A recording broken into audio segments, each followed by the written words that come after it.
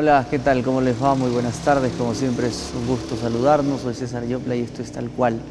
Estamos emitiendo nuestra señal en vivo y en directo desde los estudios de TV Norte, Canal 7, el canal de los cajamarquinos. Hoy volvimos a Tal Cual Radio, por si acaso, en la mañana, a las 9 de la mañana había la Ison Radio.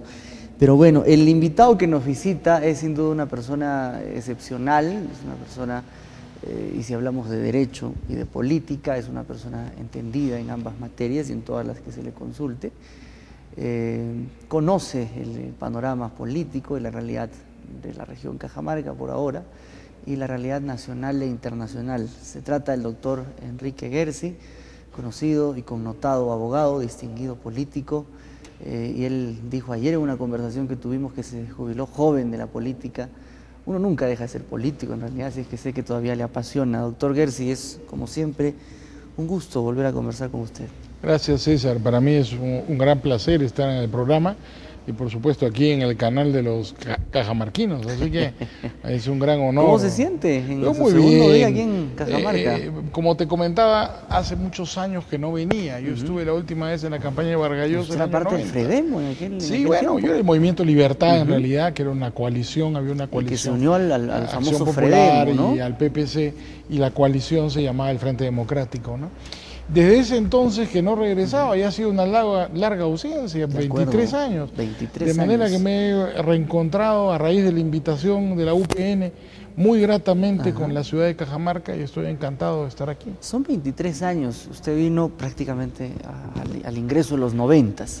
Sí, en el año 89. En los 90s inicia el famoso boom minero en Cajamarca, ¿no? Sí, Entonces, hace 23 no había años, boom minero. Usted vio Cajamarca sin el boom minero. Así es. ¿Cómo veía la ciudad en aquel tiempo? Una ciudad linda, pero pequeñita y muy tranquila. No pasaba nada en Cajamarca. De acuerdo.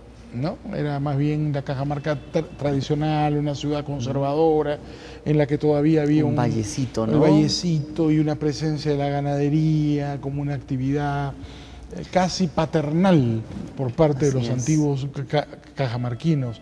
Y que no nos generaba recursos económicos bastante grandes como para dedicarnos. Yo diría que Cajamarca siempre fue lindo, pero parecía como congelada en el tiempo en esa época.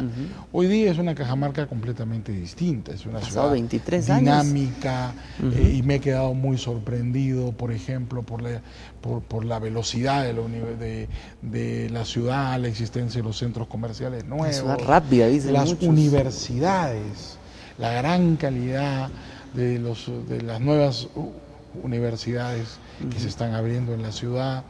Yo creo que Cajamarca, si encuentra un camino para mantener su crecimiento a largo plazo, se encuentra todavía con unas posibilidades de crecimiento y de desarrollo muy importantes, ¿no? Sin embargo, somos todavía una ciudad con grandes índices, la mortalidad materna, la mortalidad infantil, la pobreza. Estamos prácticamente primeros en el tema de bueno, pobreza, lo importante es ver cómo ha sido el pasado y cuáles son las señales del progreso, ¿no? Curiosamente, las cifras 23 absolutas años de gran cambio económico no nos han sacado de esos lugares. No estoy al tanto de cuál ha sido el progreso, pero en el resto del país la pobreza, César, se ha reducido del 60% al 25%. Cajamarca pasaba al segundo lugar de pobreza. Sí, pero no importa las cifras absolutas, lo que importa son las cifras relativas, como estaba Cajamarca antes. Te estoy diciendo que en 10 años, la pobreza en el Perú se ha reducido de 60 a 25%. El índice de pobreza general en el Perú. Esa es una reducción absolutamente espectacular. El PBI ha crecido 98%. Entonces, claro, habría que revisar las cifras cajamarquinas, porque lo que interesa no es la cifra absoluta, sino la cifra relativa, que es la que te demuestra el progreso o no de una región. Es la cifra de muestreo, como le dicen, ¿no? La cifra relativa es ver cómo fue antes del boom minero, cómo ha sido después. Y sospecho que tus afirmaciones no van a ser corroboradas por la realidad, porque el progreso económico y social de Cajamarca ha sido muy importante. Es evidente, además, es evidente. Basta con verlo, basta con una foto. Nadie lo va a negar. Volviendo al tema de política, ¿después de los 90 extrañó la política? No mucho, porque yo he sido, antes que político, periodista, ¿no? Yo pertenecí a una generación de periodistas que se hicieron en su momento muy famosos, como Carlos Spa, como Jaime Bailey, como Federico Salazar, como Mario Ghibellini hoy día. Y para nosotros la política fue parte de un proyecto mucho más importante, que era la defensa de la libertad, ¿no? Y claro, yo me retiré del periodismo como después me retiré de la política y me dediqué solamente a ser abogado, pero pertenezco a una generación que ha estado muy comprometida desde el año 81, éramos muy niños, cuando empezábamos con nuestra militancia pública, digámoslo de esa manera. Yo siempre me he sentido un intelectual comprometido y creo que lo sigo siendo, ¿no? Y hablando del tema de libertad, vino una década donde la libertad fue mellada, ¿no? Bueno, ¿usted lo cree así?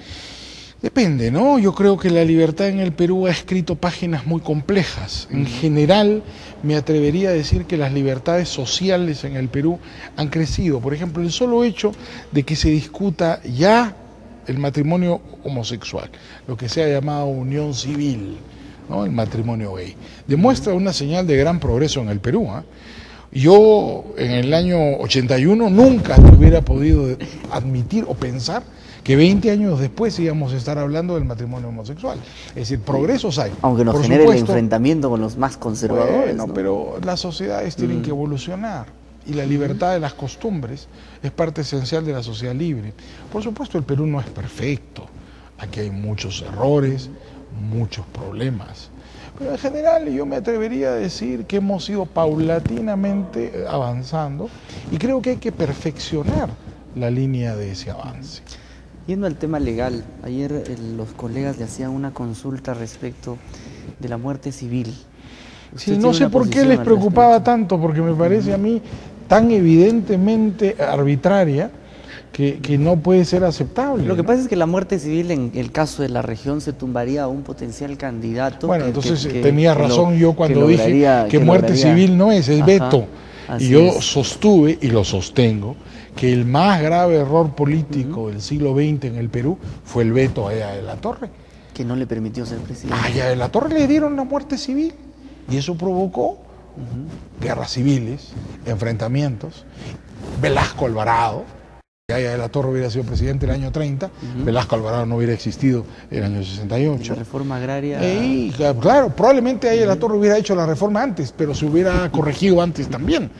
¿Conoció usted a Absalón Vázquez, doctor? No personalmente. ¿Fue ministro de Agricultura? Sí, no, yo no lo ¿Supo conocí. de él? No, como no, por supuesto, era un hombre muy importante, pero nunca lo conocí personalmente. Muchos dicen que lo mejor que logró Absalón Vázquez de ahora, de lo que recoge ahora el Ministerio de Agricultura en el 2013, la gestión del presidente Humala, fue generado y sembrado por Absalón Vázquez.